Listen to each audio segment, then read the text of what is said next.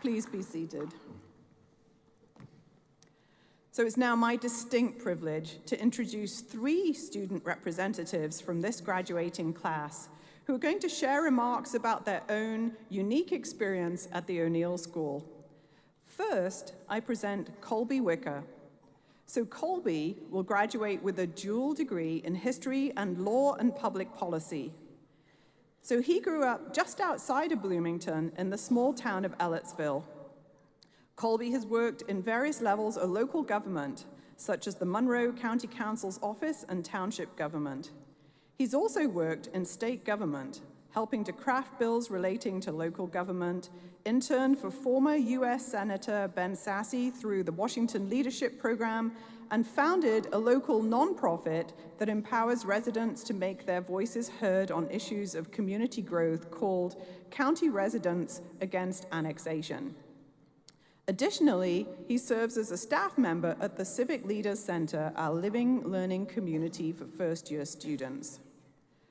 So Colby was awarded the Lenkowsky Award for Excellence in Public Affairs writing for an essay outlining a legal strategy to protect whistleblowers.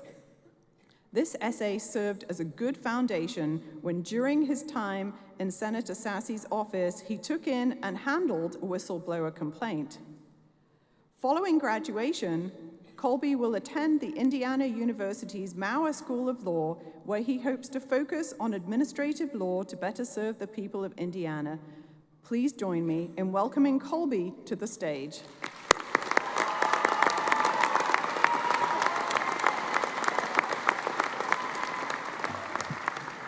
Thank you, Dean Mooney. Thank you for warming up the crowd for me. I feel adequately warmed, yes.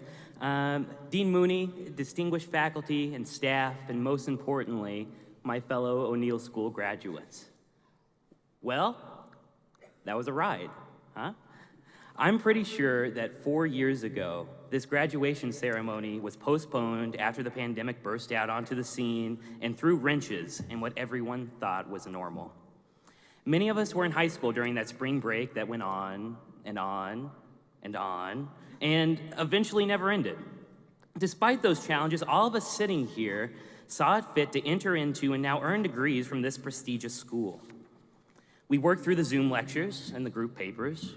We all watched group me's explode in drama before deciding it was enough and leaving the chat. We grappled with the most pressing problems facing the world today, and with a sense of urgency and optimism, sprinkled with a little bit of hubris, offered solutions to them. We trekked across campus in the rain and snow. We struggled in our stats classes, or maybe that was just me. And of course, we met our dearest friends. We jumped through fire-ringed hoops to be sitting in this room today. It was not easy. And I've been given a few minutes to address you all this evening, and I find it fitting to ask you a simple question. Why? It seems to be a simple question. It certainly wasn't to don an oversized smock and a funny-looking hat tomorrow.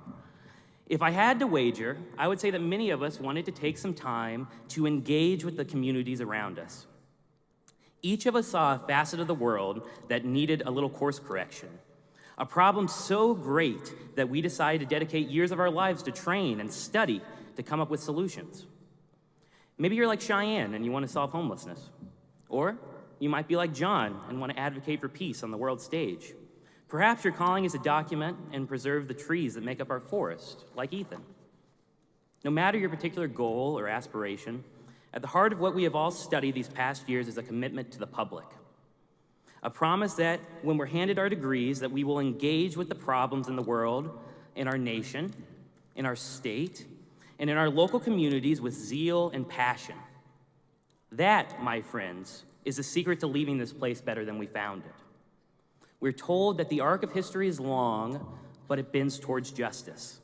But we must remember it does not happen passively. It happens because well-meaning, energetic, capable people band together to make it happen.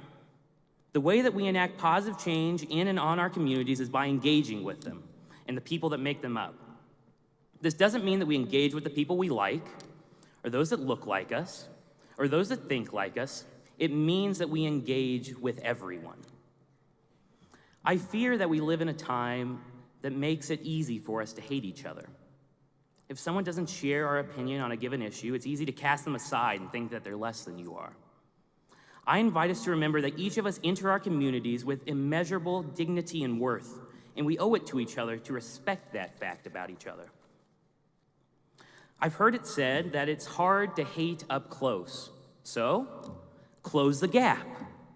Try hard to get to know and understand those that disagree most vehemently with you. Go out to dinner with your friend who's a little off his rocker at times. Find ways to plug into your local community and build them up. Because here's the truth. You're never going to walk into a room where everybody agrees entirely with you. You may find some corner of the internet where it seems that everybody is in complete agreement with you. But when you run across that alcove, I invite you to take a minute, breathe it in, close your laptop, and chuck it out the nearest window. That's not reality, my friends, and we shouldn't fool ourselves into thinking that it is. Good-hearted folks have had disagreements for generations, and they will continue to. Take comfort in that, but also don't be afraid to fight for what you believe in. However, we must have these disagreements in a way that allows us to bring others into the fold. Our collective calling is to build consensus, even if it's hard, especially if it's hard. Our generation is capable of healing our nation from hatred and tribalism by restoring the bonds of community.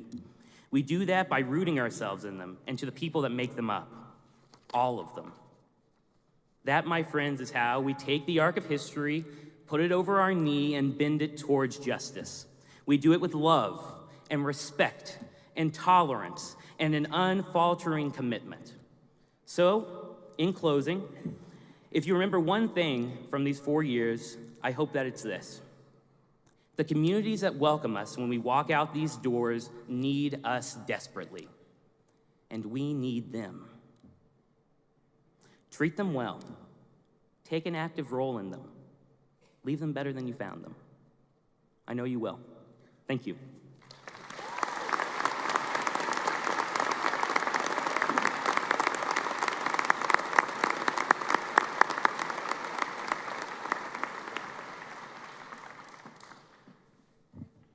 Thank you, Colby. Our next student speaker is Vicky Zhang.